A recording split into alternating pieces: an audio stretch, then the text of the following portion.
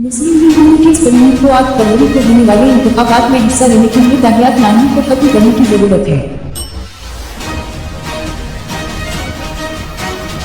Team Pakistan Tehreek Insaf PTI के बानी chairman Imran Khan अगले साल 8 फरवरी को होने वाले आम इंतखाबात में कम अज कम 3 मुल्कों से इलेक्शन लड़ेंगे। उनकी पार्टी ने बुध को ऐलान किया।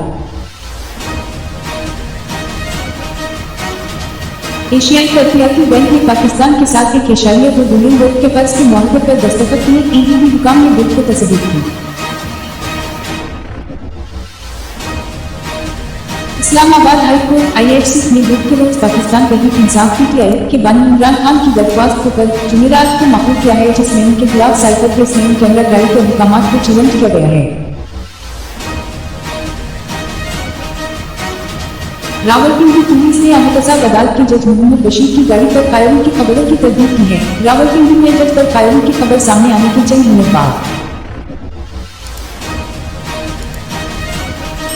फौज की मीडिया वन ने बुध को कहा कि chief of army staff COAS general Asim Munir ने कहा है कि पाकिस्तान लड़ाक की सियासत से गुरेज करता है और चीन और अमेरिका समेत तमाम दोस्त ममालिक के साथ मुतवाज़ी ताल्लुकात बरकरार रखने का ख्वाही है।